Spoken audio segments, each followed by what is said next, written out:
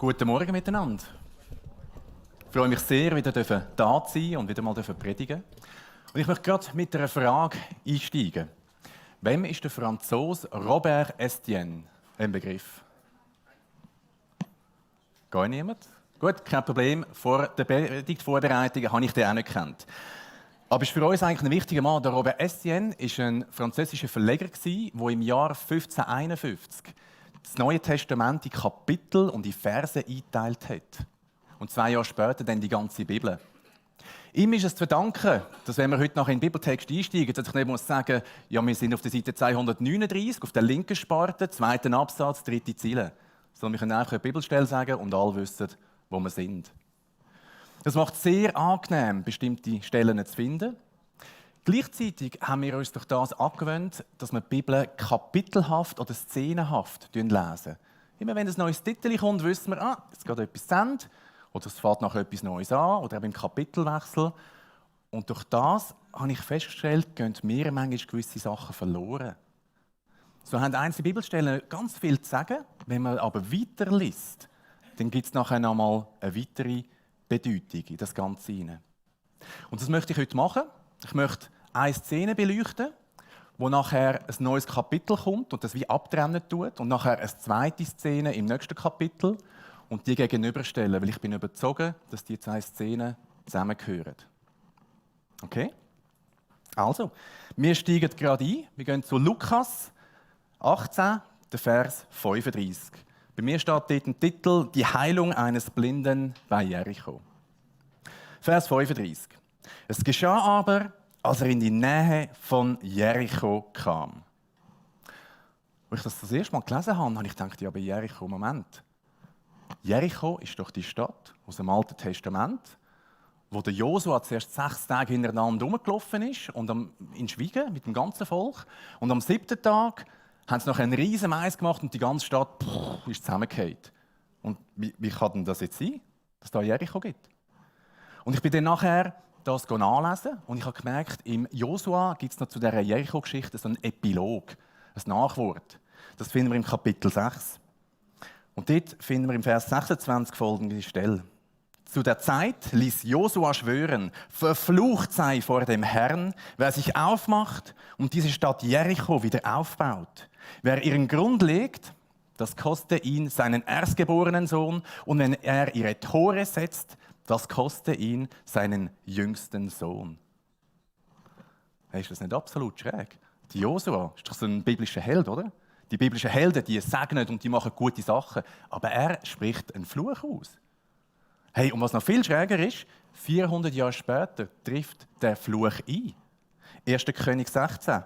Zur selben Zeit baute Hiel von Bethel Jericho wieder auf. Es kostete ihn seinen erstgeborenen Sohn Abiram, als er den Grund legte, und seinen jüngsten Sohn Segub, als er die Tore einsetzte, nach dem Wort des Herrn, das er geredet hatte, durch Josua, den Sohn Nuns. Als ich das gelesen habe, habe ich so gemerkt, ich habe ein Bild von «So ist Gott». So ist Glaube, so funktionieren die biblischen Prinzipien. Aber was ich da lese, das sprengt völlig den Rahmen, wo ich Gott reinsetze. Und ich habe für mich wirklich festgestellt, mein Bild, das ich von Gott habe, ist viel zu klein. Gott lässt sich nicht in das Bild hineinquetschen. Gott ist sogar grösser als die Vorstellung, die ich von ihm habe. Wahnsinn. Hey, das war jetzt erst der erste Vers. Wir schauen an, was sonst noch kommt. Es geschah aber, als er, also Jesus, in die Nähe von Jericho kam. Da saß ein Blinder am Wege und bettelte. Als er aber die Menge hörte, die vorbeiging, forschte er, was das wäre. Da verkündeten sie ihm, Jesus von Nazareth gehe vorüber. Auch da, ganz interessant, wir finden die Begebenheit noch in 2 anderen Evangelien. Aber der Lukas berichtet da von einem Blinden, der den Weg war, der Matthäus von 2. Und der Markus sagt, ja, es war schon nur einer, aber ganz ein bestimmter, nämlich der Bartimäus, Sohn von Timäus. Und dass sich da die Fakten ein bisschen unterscheiden, mit dem kann ich gut leben. Mit dem habe ich nicht so ein Problem. Ich kann mir gut vorstellen, es sind mehrere dort gehockt und der eine Evangelist oder, ja, sagt, ja, es ist der gewesen, oder nein, es sind zwei gewesen, oder es ist ein bestimmter gewesen. Mit dem kann ich gut leben. Was mir mehr Mühe macht, ist, wo das genau stattgefunden hat. Weil jetzt beim Lukas steht, ja, wo er in die Nähe gekommen ist von Jericho. Der Markus schreibt, es war vor Jericho, soweit okay. Der Matthäus sagt aber, ja, nein, es ist, wo er aus Jericho rausgegangen ist. Ja, so hat es jetzt stattgefunden. Vor oder nachher? Entweder oder. Also beides geht ja nicht. Aber beides geht eben gleich. Wenn wir ein bisschen recherchieren, dann finden wir Folgendes heraus. 2 Kilometer südlich von dem Jericho aus dem Alten Testament, das sie wieder aufgebaut haben, hat der Herodes der Große ein Schloss und ein Amphitheater aufgebaut.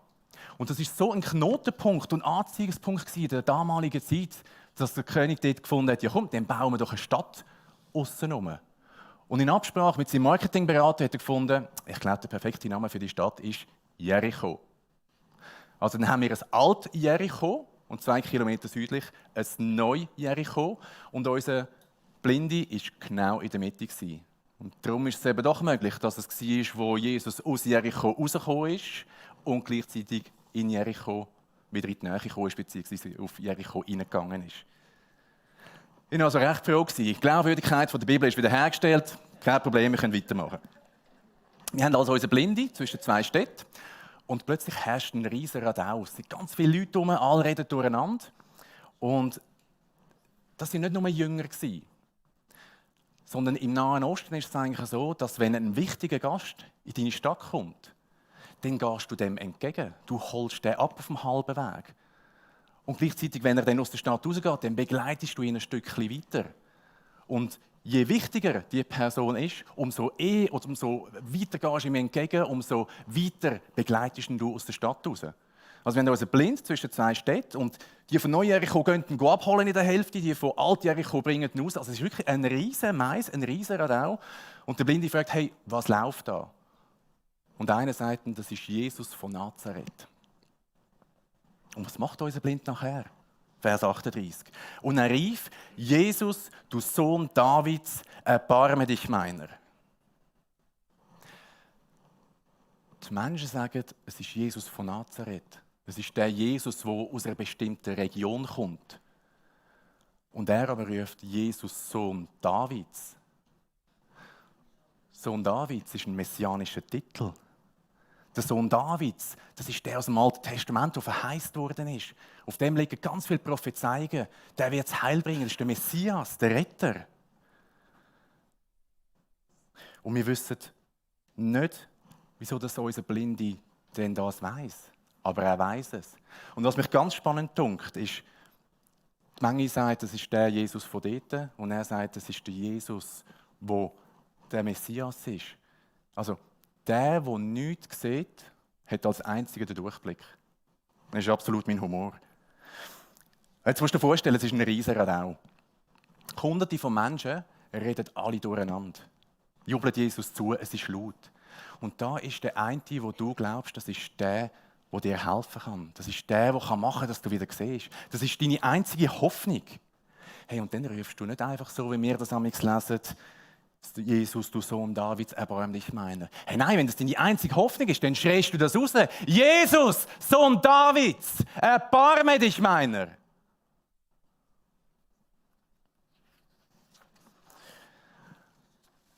Zu Gott schreien, das bewirkt etwas in dir.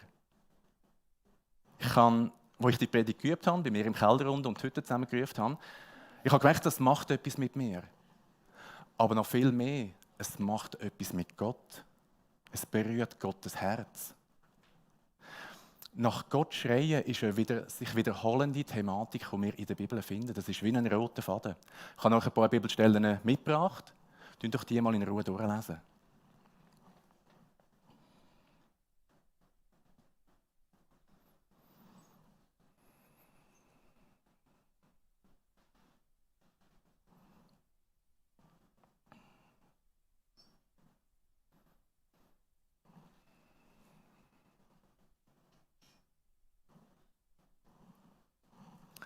Hat eine zweite Folie?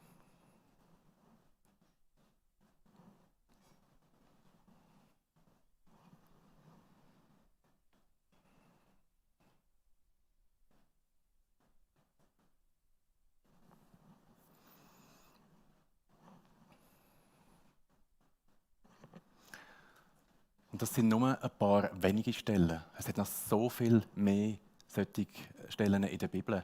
Eine einzelne Person oder ein ganzes Volk schreit zu Gott und Gott hört es. Und Gott handelt. Wenn jemand aus der Tiefe von seinem Herzen, aus seiner Verzweiflung heraus zu Gott schreit, dann berührt das Gottes Herz. Und manchmal, wenn ich so ganz klare Momente habe, und wo ich so ein bisschen mich analysiere und sehe, wie egozentrisch ich mein Leben führe und wie rein meine Motive sind oder eben auch nicht, hey, dann merke ich, wie ich eigentlich oftmals Grund hätte, um zu Gott zu schreien. Und wie sieht das bei dir aus?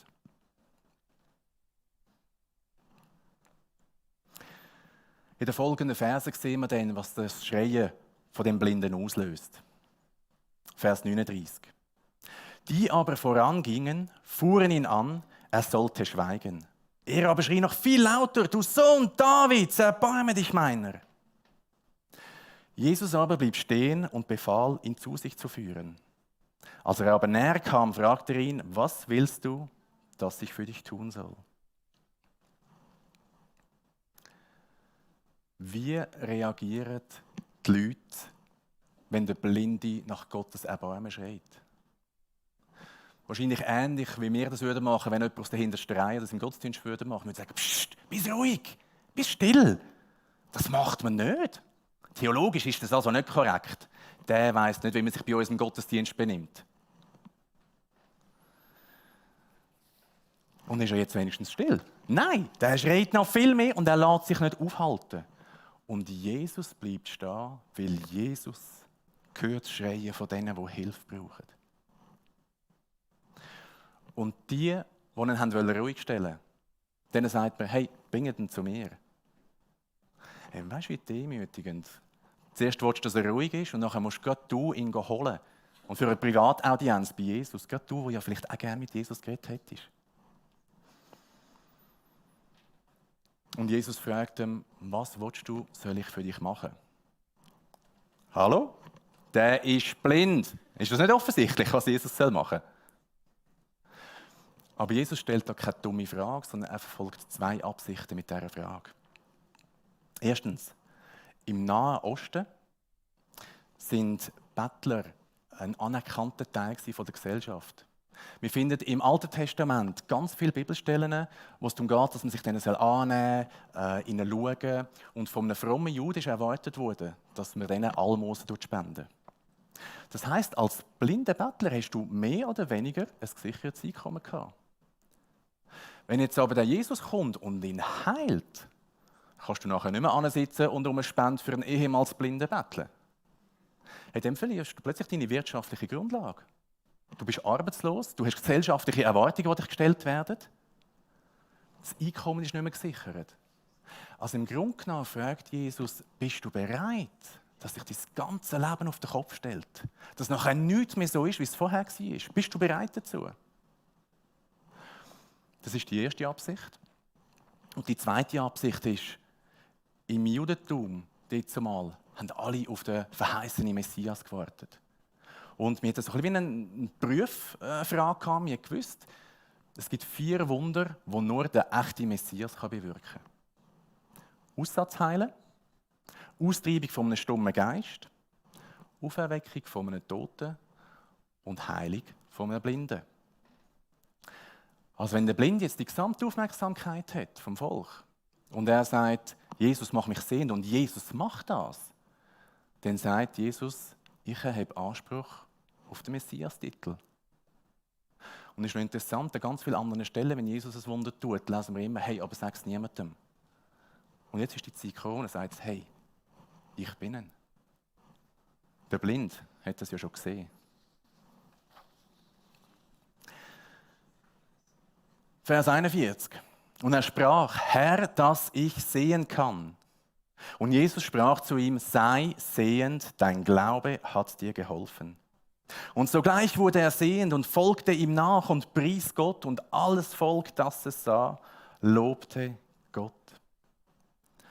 Der Blinde ist bereit, dass sein ganzes Leben auf den Kopf gestellt wird. Er sagt: Jawohl, ich will sehen, mit allen Konsequenzen. Und Jesus heilt ihn und bezeugt damit: Ich bin der Messias. Dein Glaube hat dir geholfen. In anderen Übersetzungen lesen wir: Dein Glaube hat dich errettet, dein Glaube hat dich gerettet. Merken wir den feinen Unterschied? Und folgte ihm nach und pries Gott. Der ehemals Blinde hat sich bekehrt. Er ist errettet durch Glauben. Seine Hinwendung, das ist das Wunder in dieser Story. Dass er noch das Augenlicht bekommen hat, das ist ein schöner Zusatz, aber er hat sich gerettet. Und alles Volk, das es sah, lobte Gott. So gut. So gut. Und so endet die Erzählung. Und ich habe es vorher angedeutet, jetzt kommt der Kapitelwechsel. Und wir gehen zu einer zweiten Begebenheit, die ich dann am Schluss dieser ersten möchte gegenüberstellen, weil ich bin überzeugt, dass die zusammengehören. In der zweiten geht es um den Zachäus und wir machen gerade weiter im Kapitel 19, Vers 1. Und er ging nach Jericho hinein und zog hindurch. Und siehe, da war ein Mann mit Namen Zachäus, der war ein Oberer der Zöllner und war reich. Jesus macht nicht Halt in Jericho. Ging nach Jericho hinein und zog hindurch. Ein reisender Rabbi, Schrägstrich Wanderprediger, wie Jesus, der hat Promi-Status gehabt. Hey, und der kommt in deine Stadt, geht durch, geht wieder raus. Du musst dir mal vorstellen, Jesus würde in den Kreuzpunkt kommen, kommt dort die Stege rauf, läuft durch, geht wieder raus. Hey, nein. Jetzt haben wir extra die Bühne aufgestellt, dass er seine Lehre abhalten kann. Wir haben Audienzen geplant mit unseren Pastoren. Und ja, Worship-Abende organisiert. Und jetzt geht er einfach durch. Du kannst alles wieder abblasen. In Jericho hat Zachäus gewohnt. Er war Zöllner. Und ein Zöllner ist eigentlich nichts anderes als ein Steuereintreiber für Rom. Und das System hat so funktioniert, dass du als Zöllner unter einem Jahr, beziehungsweise musst du anders anfangen, du hast Ende Jahr hast du einen fixen Betrag an Rom abgegeben. Das heisst, du hast unter einem Jahr deine Steuern erhoben und alles, was du mehr erhoben hast, das war dein Verdienst. Jetzt ist der Zachäus aber kein einfacher Zöllner, sondern ein Oberzöllner, also ein Aufseher über Zöllner. Und er hat ihnen das Geld abgenommen. Und er war reich. Als reicher Zöllner heisst das, du hast Überschuss gehabt. Und wenn das heisst, er war reich, ist das eigentlich so ein bisschen Geheimcode zwischen den Zielen, wo heisst, er war ein Halsabschneider gewesen. Er hat allen immer viel zu viel abgeknöpft. So ein Betrüger. Und mit dem Geld, das er nach Rom abgeliefert hat, ist die römische Herrschaft über Israel finanziert worden. Mit dem Steuergeld. Hey, also eigentlich ist er ein Landesverräter. Und gleichzeitig haben ja die Römer, die haben ja römische Götter gehabt und römische Tempel. Und dann hast du mit dem Steuergeld auch noch die heidnischen Götter finanziert. Also auch noch ein Glaubensverräter. Verstehen wir, warum die Zöllner so verhasst sind im Volk? Betrüger, Landesverräter, Glaubensverräter. Das ist eigentlich der grösste Abschaum überhaupt. Und was will der Zachäus jetzt genau? Vers 3. Und er begehrte, Jesus zu sehen, wer er wäre, und konnte es nicht wegen der Menge, denn er war klein von Gestalt. Und er lief voraus und stieg auf einen Maulbeerfeigenbaum, um ihn zu sehen, denn dort sollte er durchkommen. Wieso will so ein Sauhype Jesus sehen? Was hat er echt schon über ihn gehört? Auf jeden Fall ist er klein und ist in der Menschenmasse hätte er nicht führen können. Und also als Volksverräter, vielleicht hätte er sich auch nicht getraut. So mitten in den Leuten, ein kleiner Messerstich und der Zachäus ist Vergangenheit. Also es war vielleicht auch gefährlich gewesen. Also was macht er? Er rennt voraus, steigt auf einen Baum und wartet, bis Jesus durchkommt und hofft, dass Jesus wirklich nicht in der Stadt Halt macht. Sonst kann er lange auf seinem Baum hocken. Auf seinem Maulbeerfeigenbaum. Das ist scheinbar eine Baumart, die bekannt ist, dass man die außerhalb der Stadt pflanzen, weil sie sehr, sehr breite Äste haben. Sie haben auch tiefe Äste gehabt, perfekt zum Aufklettern. Sehr ein dichtes Blattwerk und grosse Blätter auch. Also optimal, um sich zu verstecken. Der Zachäus will nicht gesehen werden. Aber sein Bedürfnis zum Jesus zu sehen ist so groß, dass er rennt und auf den Baum klettert. Im Nahen Osten rennen keine Erwachsenen in der Öffentlichkeit. Das ist etwas Schamvolles. Hey, und nirgends auf der Welt klettern reiche Leute auf Bäume. Aber er will Jesus sehen. Sein Bedürfnis ist so immens. Vers 5. Und als Jesus an die Stelle kam, sah er auf und sprach zu ihm: Zachäus, steig eilend herunter. Nein. Jetzt hat er sich extra versteckt, damit niemand ihn sieht. Und Jesus ist unter dem Baum und sagt: Hey, komm runter. Und alle wissen, dass er dort ist. Der verhasste Zöllner. Und ich kann mir richtig vorstellen, wie die Menge anfängt, ihn zu verhöhnen. Ja, bleib nur dort oben dort, hä? Landesverräter. Oh, jetzt sitzt die Ratte in der Falle. Der Rabbi Jesus, der wird ihm sicher die Meinung geben. Und das Interessante ist aber, dass Jesus ihn mit Namen ruft. Von wo kennt er den? Haben ihm die Leute echt geklagt unterwegs, wer da für die überteuernden Steuern zuständig ist? Jericho ist dazumal und auch heute noch für eine hochwertige Balsamproduktion bekannt gewesen. Hochwertige Produktion, hohen Absatz, hohe Steuern. Oder kennt er seinen Namen, weil der Sohn Gottes jeden bei seinem Namen rufen kann, weil er uns alle kennt und weil er all unsere Namen kennt. Auch dich und auch mich. Vers 5. Zachäus, steig eilend herunter, denn ich muss heute in deinem Haus einkehren. Und er stieg eilend herunter und nahm ihn auf mit Freunden. Da sie das sahen, murrten sie alle und sprachen: Bei einem Sünder ist er eingekehrt. Der Zachäus mag Dreck am Stecken haben, aber er ist schlau. Er folgt aufs Wort. Steig eilend herunter, ist die Aufforderung. Und er stieg eilend herunter. Hey, wenn Jesus etwas von dir verlangt, dann mach es genau so, wie er es sagt. Denn ich muss heute in deinem Haus einkehren. Der Rabbi hat die Gastfreundschaft von einer ganzen Stadt ausgeschlagen. Hey, der Bürgermeister, die lokalen Rabbis und die Reichen und Schönen, die haben ihn 100% zur Nacht mit Übernachtung eingeladen. Und er hat gesagt: Ja, nein, nicht der Zeitpunkt. Er hat abgelehnt. Also eine riesige Enttäuschung herrscht in Jericho. Und jetzt überlegt er sich anders. Hey, und dann ausgerechnet bei so einem Oberzöllner. Da sie das sahen, murrten sie alle und sprachen: Bei einem Sünder ist er eingekehrt. Hey, das darf doch nicht wahr sein. Wie kann Jesus das nur machen? Die Lebensweise von Zachäus macht ihn durch und durch unrein. Und wenn Jesus bei ihm ins Haus geht, dann wird er auch unrein. Das muss doch Jesus wissen. So blöd kann doch der nicht sein. Und ganz interessant, Jesus lenkt da einen Teil von der Wut, die das Volk auf den Zachäus auf dem Baum oben hat, auf sich selber. Vorher hat Jesus Barmherzigkeit gezeigt für den Blinden, für den Unterdrückten. Jetzt macht das Gleiche für den Zachäus, einen Unterdrücker. Weil der soziale Status interessiert Jesus nicht. Vers 8. Zachäus aber trat herzu und sprach zu dem Herrn: Siehe, Herr, die Hälfte von meinem Besitz gebe ich den Armen, und wenn ich jemanden betrogen habe, so gebe ich es 4-fach zurück.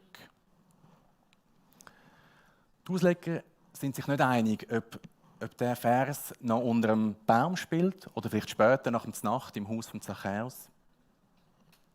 Aber das ist gar nicht so wichtig.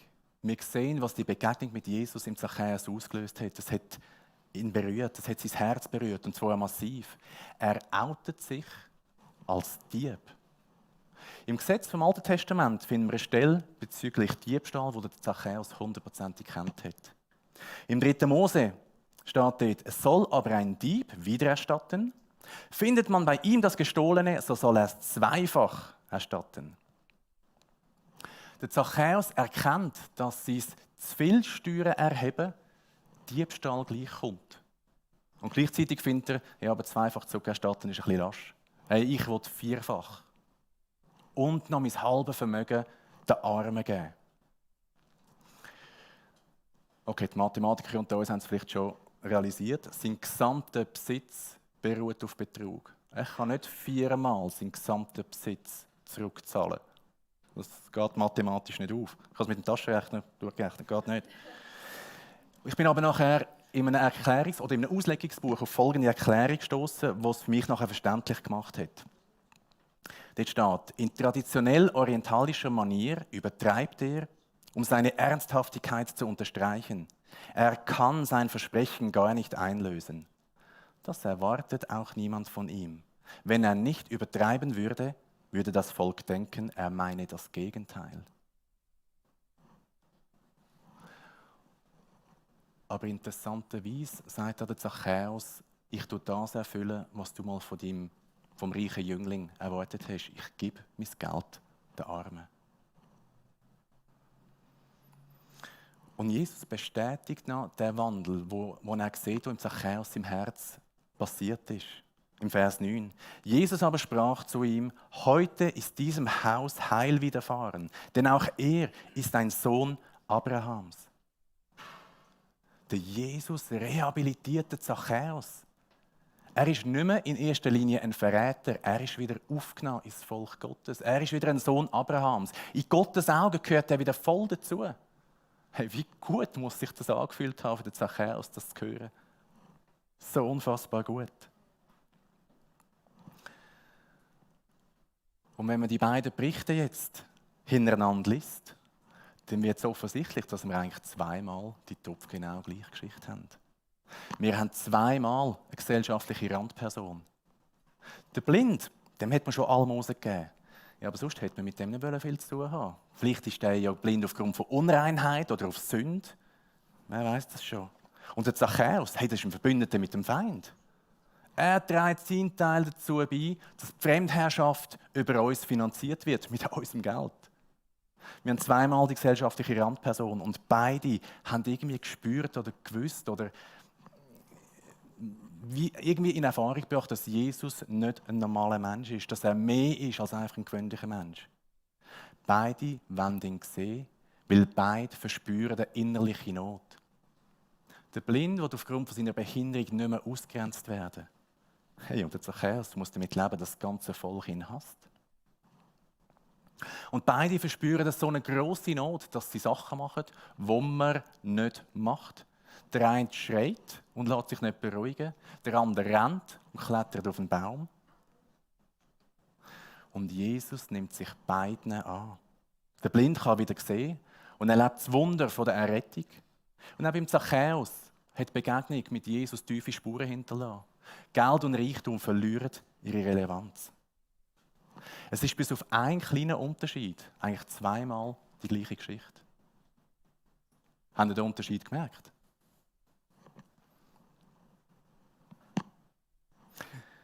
Es ist die Reaktion der Leute. Am Blinden gönnt man es. Und alles Volk, das es sah, lobte Gott. Es ist wie auch ein Armer, ohne Zukunftsperspektive, ein Sozialfall. Hey, so gut hat sich Jesus ihm angenommen. Aber beim Zachäus, da sie das sahen, murrten sie alle. Hey, der hat ja eh schon alles. Geld bis zum Abwinken, Macht. Wenn einer seine Steuern nicht zahlt, dann steht er mit den römischen Soldaten vor der Tür. Und ausgerechnet zu einem wendet sich Jesus zu.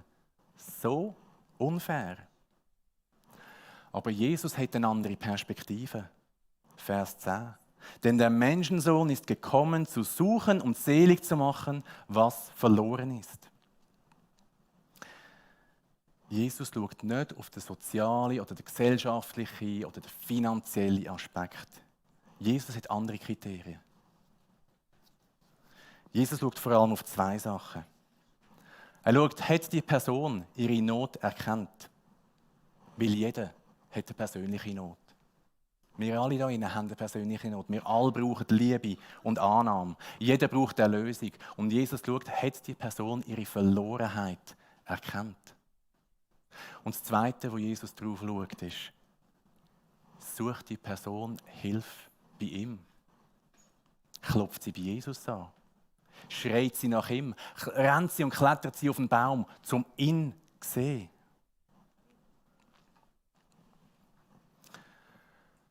Ich habe mir überlegt, wer sind wir in dieser Geschichte? Und was von vornherein klar ist, du und ich, wir sind nicht Jesus. Sorry.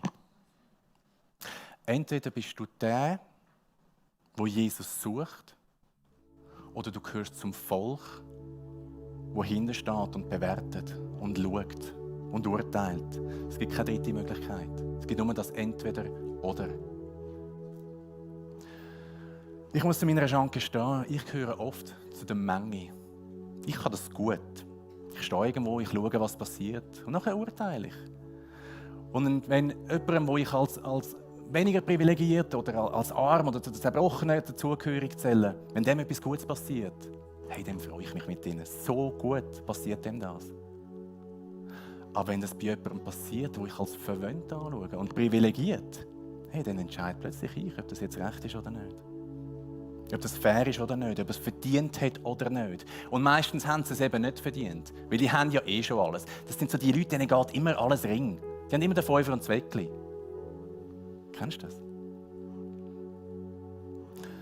Aber der Punkt ist, aus der Distanz stehen und bewerten, das kann ich nur, wenn ich nicht gerade selber jeden Tag mich nach Jesus ausstrecke.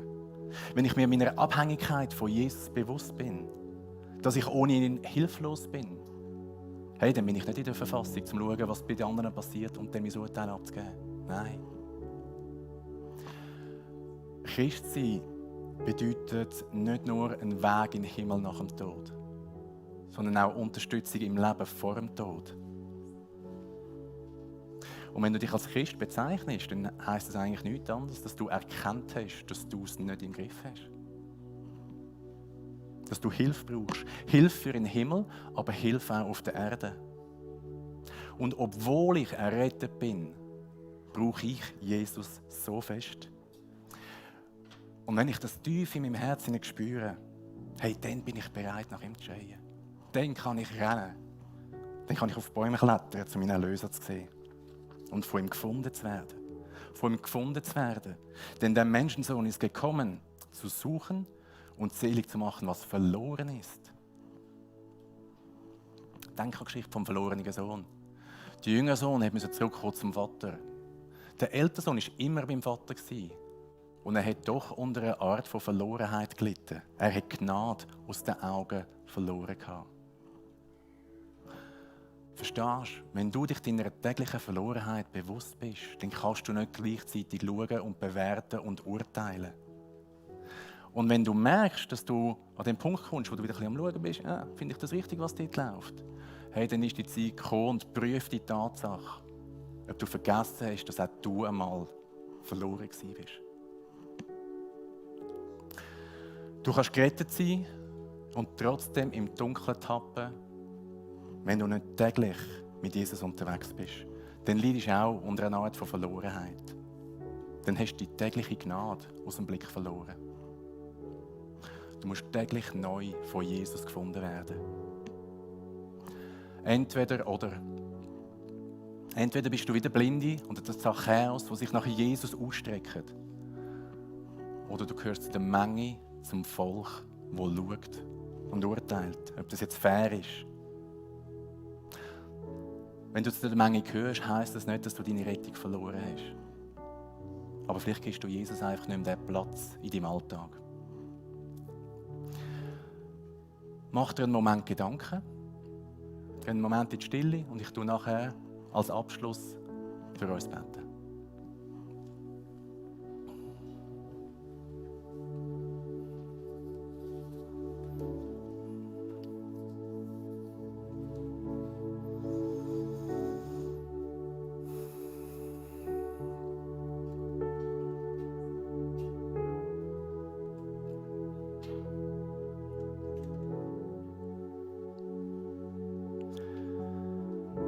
Vater im Himmel, ich möchte zuerst für die beten, die zu der Menschenmenge gehören. zu denen, die errettet sind, die aber deine Gnade aus dem Blick verloren haben, für die, die nicht mehr aus dem Sieg leben. Und wenn du zu dieser Gruppe gehörst, dann steh doch jetzt auf. Wenn du den Mangel verspürst, wenn du das Sagen in deinem Leben nicht mehr siehst und über andere urteilst, hey, dann bekenn das jetzt und steh jetzt auf. Und bitte um Vergebung. Vater, wir bitten dich, dass du die Schutzmauern ums Herz, die es braucht, um der ältere Sohn zu sein, mit einer Tsunamiwelle von deiner Gnade einbrichst. Damit deine Liebe neu ins Herz fließen kann. Damit die Erkenntnis über deine Grösse und deine unendliche Annahme sich neu manifestiert. Danke, vergisst du uns unsere Irrwege, wenn wir sie dir bekennen. Danke, bist du für uns und führst du uns in unserem Alltag, wenn wir das zulassen. Jetzt möchte ich für die beten, die wie der Blinde und der Zachäus sind und sich nach Gottes Liebe ausstrecken und aus tiefstem Herzen nach dem Sohn Davids, nach dem Messias schreien. Wenn du zu denen gehörst, dann steh doch jetzt auch auf. Vater im Himmel, im Psalm 51 steht, dass du einen zerbrochenen Geist, ein zerbrochenes und zerschlagenes Herz nicht verschmähst. Das steht in deinem Wort und wir nehmen dich beim Wort, wir nehmen das wörtlich. Du siehst jetzt jeden Einzelnen, der steht und mit dem Akt bekennt, ich brauche dich. Wir brauchen eine frische Begegnung mit deinem Sohn, Jesus. Wir brauchen deine Weisung, wir brauchen dein Reden in unserem Leben. Du siehst, was uns Angst macht, von welchen Schwierigkeiten wir stehen, was uns überfordert. Du siehst unsere Verlorenheit, in welcher Form auch immer. Jesus, such uns und find uns. Amen. Das letzte Bild. Darf ich das Sagen lesen? Möchtest du jeden Tag erkennen, wo du stehst an diesem Tag? Entweder Beobachter, Bewerter oder ein sich nach Jesus Ausstrecker. Möchtest du jeden Tag an den Punkt kommen, wo du rennst, auf die Bäume kletterst und nach deinem Retter Ausschau haltest? Und möchtest du jeden Tag persönlich erleben, dass der Menschensohn gekommen ist, zum Suchen und selig zu machen, was verloren ist? Amen.